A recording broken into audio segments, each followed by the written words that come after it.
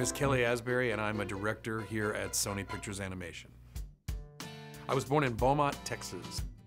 Beaumont, Texas was very much generally a working class, sort of blue-collar town. No one had more than anyone else. When I was a teenager, if I wanted a car, or if any of my friends wanted a car, we got jobs, we saved up for it. It wasn't handed to us. My dad was a Navy veteran from World War II. My dad was an interesting character. He was an amateur magician, he could juggle, he could walk on stilts, he could ride a unicycle. He was all these very odd things. One of the games my dad and I would do is we would make up stories and we would sort of compete and draw pictures to tell that story. And I'll always think that was a big part of why animation became so much a part of my life, is it really is drawing pictures and making up stories for a living. So I will always think that that was the root of where I kind of started my animation love. My dad passed away when I was 12 years old from cancer. I think what that did, was really instill in me early on that I was gonna have to grow up. My mom instilled that work ethic, and she did always say that anything you want, you have to work for. Anything you want is not worth having unless you work for it. And that's certainly proven to be true in every aspect of my life. When I was 7 years old at the Jefferson Theater in Beaumont, Texas, at a matinee, my brother took me to see Snow White and the Seven Dwarfs. I remember I said to my brother, I really want to learn how to make my drawings move like that. You hear people say that they had a calling. I do believe that I had a calling to work in animation from that day forward. A book came out written by Christopher French called The Art of Walt Disney. I saved up my money and I bought this book. And that was the first time that I saw behind the scenes. And I realized all these different types of artists were working on these movies. And so I knew, okay, this dream I've got is gettable. I can do this because certainly among all these different people doing all these different things to make a movie, I can fit in there somewhere. And there was a hero of mine that was mentioned in that book named Ken Anderson, who had long been an art director for Disney. I wrote a letter, of probably the biggest fan letter in the world. It was probably 10 pages long, just expounding about my love for Disney and how I want to work there. I sent a few examples of drawings, and he forwarded my letter to the production manager at the time. The guy's name was Don Duckwall. I never met Don Duckwall, but when I got the letter back, I thought it was some sort of gag. I thought, there's a guy named Donald Duckwall that works at Disney? It turns out he was an actual real person. He wrote me back a very nice letter, and he told me, here's how someone your age can nurture their talents to get into our studio and become a member of our staff. And he told me about a place called California Institute of the Arts. I spent the next 3 years focusing on getting in Cal Arts. It took me 3 tries. I went to a local university in Beaumont, Texas, called Lamar University. I really went there to develop a portfolio to continually submit to Cal Arts. And I was fortunate enough to meet an art professor there named Jerry Newman, Dr. Jerry Newman, who was a very well-respected artist regionally in Texas and Louisiana. A very intimidating guy. But I came to him and I showed him my work and I told him my goal of working in the animation business, and I gave him the whole story. And he said, okay, look, I can help you with this. He really, really researched what sort of artwork they were looking for. And one day he gave me 5 100-page sketchbooks that were empty. And he said, take these sketchbooks and take this crop of pens and go to the zoo, and go to football games, and go to ballets, and watch your dog at home, whatever you have to do, but fill up 1 drawing on every page of these, that's 500 drawings, on every page of these sketchbooks. Simple, linear, gestural drawings. At the end of the semester, I came back to him, and he laid out all the drawings on this floor of this art room, all 500 of them, and he started going through and just picking and culling through these drawings. And when we were all done, I had 25 sketches left. And he said, that's your portfolio for Cal Arts. Assembled it, sent it to Cal Arts, and I got a full scholarship. The most exciting, happiest moment in my life, when I really think about it, above everything else, was when that acceptance letter dropped through the mail slot. That was when I knew I was on the road to doing this thing that was really all I'd prepared myself for. I don't know what I would have done had I not gone to CalArts, had I not worked at Disney and gotten in the animation business. CalArts felt like this mecca that everyone that had similar interest had gone to. And prior to that, I was in Beaumont, Texas, and I was the only one I could find that knew anything about animation. And then suddenly I meet all these people who are just like me. You suddenly realize, A, you're not alone in this world, and B, you're not so special. You know, CalArts was this crazy shared experience with people who really knew exactly what I wanted, and I knew exactly what they wanted. And then when I was a freshman at CalArts, a group of friends and I were fortunate enough to be at an Academy of Motion Picture Arts and Sciences tribute to Mel Blanc, who's the very famous voice actor from all sorts of cartoons at Warner Brothers. Sitting in front of us was Chuck Jones, legendary animated cartoon maker.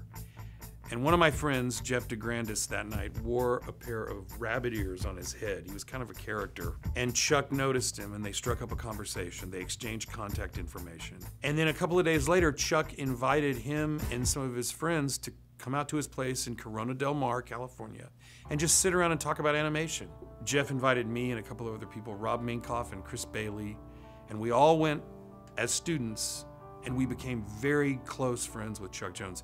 And for the next 25 years, while each of us were going through different phases of our career, he was always sort of this touchstone. We all went on and did exactly what we wanted to do, and it was largely because of the mentorship of Chuck Jones. And in the end, I think it was really lessons in planning, lessons in research, lessons in reading and literature, and opening ourselves up to more than just making cartoons. He taught me to approach my job with depth, no matter how funny it's supposed to be. And that's valuable stuff. My first job in the animation business was at a small studio in Burbank called Tom Carter Productions. And then while I was working there, a friend of mine who had gotten a job at Disney just one day called me and said, look, they want to talk to you because they need someone to storyboard something in the live action division, and they want to see your portfolio, so here's a number. So I called the number and got the job very quickly and found myself at Disney after my second year at CalArts. After that movie was finished, I moved to the animation department, and I was asked to do in-between drawings for animation. And I did that for some time on a movie called The Black Cauldron. What's interesting about that is Life magazine did a story about Disney. They advertised basically and had a story about the future of movies that are coming out. And one of them was the animated feature, The Black Cauldron. And I remember sitting in class in high school, and there was a friend of mine next to me, and I said, I'm gonna work on that movie.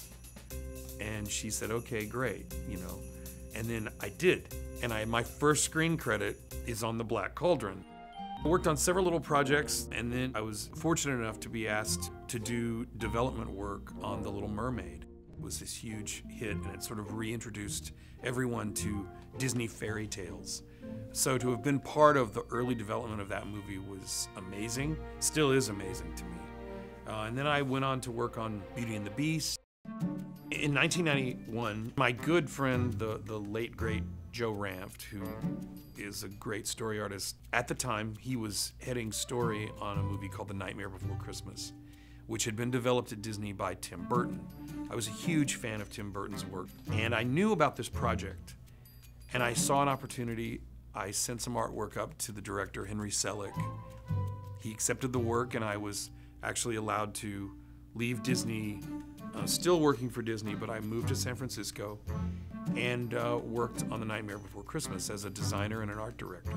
It was truly a completely different world. Learned a whole new aspect of animation, but a magical experience. And Henry Selick, I think he's the greatest stop motion animator who's ever lived. After Nightmare Before Christmas, Joe Ranft had moved over to Pixar, this little studio that was across the bay that did computer animation.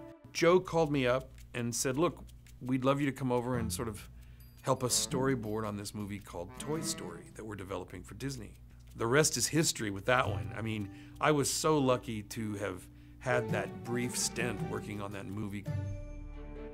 So I went on to work on James and the Giant Peach with Joe, another wonderful experience working with Henry. And around the time that James and the Giant Peach completed, word sprang out that Jeffrey Katzenberg had departed Disney after finishing The Lion King, and that he and Steven Spielberg and David Geffen were starting a new company called DreamWorks. The whole world just changed overnight. I chose to go to DreamWorks, and I was head of story along with Lorna Cook for the first film they made called Prince of Egypt. And I'll always see Prince of Egypt as this sort of great, grand experiment. There's a lot about that film that is quite beautifully done. When I started at DreamWorks, I let it be known to Jeffrey that I wanted to really be considered for directing possibilities. The first thing he sort of put me in charge of as a director was the early development of a movie called Shrek. Funny story based on a small children's book by William Steig. At the time, Chris Farley from Saturday Night Live had been slated as the voice to play Shrek, and the movie was tailored for him. Well, unfortunately, about a year and a half into our development, Chris Farley passed away, tragically. And that sort of put the movie in a bit of limbo. Jeffrey said, look, we don't know what's gonna happen with Shrek, but why don't you move over here, and I have a movie called Spirit, Stallion of the Cimarron, that I'd like you to co-direct with Lorna Cook. After I finished Spirit, Jeffrey invited me to join the Shrek team and direct Shrek 2. Everything about the Shrek movies is about fun and about hilarity. And to work on that film and then to have it enjoy the huge success it had was a once-in-a-lifetime experience. After I finished Shrek 2, my friend Baker Bloodworth, who had been a production manager on Beauty and the Beast all those years earlier, he heard about my availability and he called me and said, I want to talk to you about this movie that is involving Elton John music, garden gnomes, and Shakespeare. And I heard the story called Romeo and Juliet, and I couldn't resist it. I just thought, there's a challenge. Let's see what we can make out of this. Very proud of the movie, worked with incredible people. It's probably the high point of my career in terms of making a film. When I finished Romeo and Juliet, I had a little bit of time. Again, you know, this between picture thing is always a nice breathing time. So I helped out my friend Chris Buck on Frozen as a storyboard artist. I just came in and 3 or 4 days a week and storyboarded. Same thing with Wreck-It Ralph. My friend Rich Moore asked me to just you know, kind of pitch in. In the meantime, I was looking at all sorts of projects, and then Bob Osher and Michelle Ramo Kuyate called me, and they said they have a project they'd like to talk to me about at Sony. It was called Kazorn and the Unicorn. After about a year and a half of developing it, it became a little unclear what the studio wanted to do with the project. Sometimes that happened. And so Kazorn was sort of put aside for a while, and in the meantime, they said, look, we have another project we'd like to talk to you about, and it's called Smurfs. And they said, we want to do a complete reboot. And so suddenly I found myself researching. I go back to Chuck Jones, research, depth, development, really learning about the characters.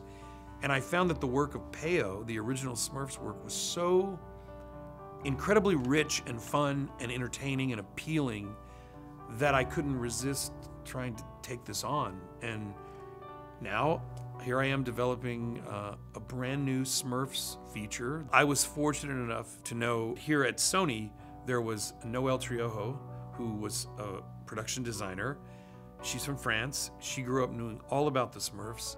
Patrick Mate, who I'd worked with many times at DreamWorks, he was available and he knows all about the Smurfs. His ability to draw the Smurfs is almost identical to Peyo.